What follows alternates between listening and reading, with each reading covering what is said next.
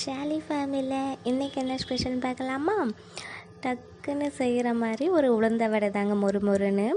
கொஞ்சமாக 1/2 hour ஊற வச்சு எடுத்த பச்சரிசி அரைச்சி எடுத்துக்கலாம்.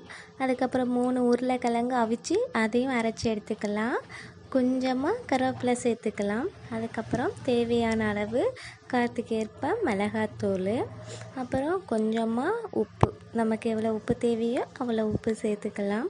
அதுக்கப்புறம் கொஞ்சமாக சின்ன ஜீரகம், அதுக்கப்புறம் கொஞ்சம் ஒரு 3 ஸ்பூன் அளவுக்கு ரவை இருந்தால் சேர்த்துக்கோங்க, இல்லைன்னா அடிஷ்னல் தான் இது. ஏன்னா டக்குன்னு ரெடி பண்ணுறதுனால இதெல்லாம் வச்சு உடனே கலக்கி ரெடி பண்ணலாம். ஏன்னா வெளியே கிளைமேட் அவ்வளோ சூப்பராக இருக்குங்க. திடீர்னு மழை வர்ற மாதிரி இருந்துச்சு.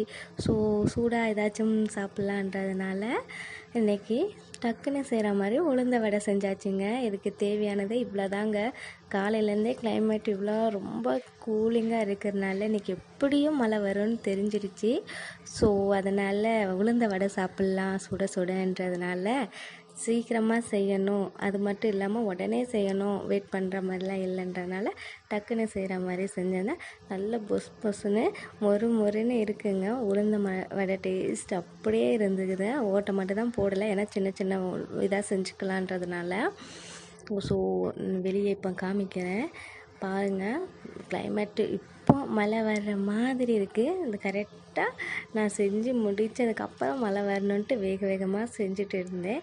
அதே மாதிரி செஞ்சாச்சு. எல்லா வடையும் சூப்பராக வந்துருச்சுங்க. டேஸ்ட்டு ரொம்ப சூப்பராக இருந்துச்சு. நீங்களும் ட்ரை பண்ணி பாருங்கள். இது கரெக்டாக நான் செஞ்சு சாப்பிடலான்னு போகும்போது மழை வந்துடுச்சுங்க. So happy. நல்ல கிளைமேட்டு, அதுக்கு ஏற்ற மாதிரி சுட வடை சூப்பராக இருந்துச்சு. நீங்களும் ட்ரை பண்ணி பாருங்கள், எப்படி இருக்குன்னு சொல்லுங்கள். தேங்க்யூ.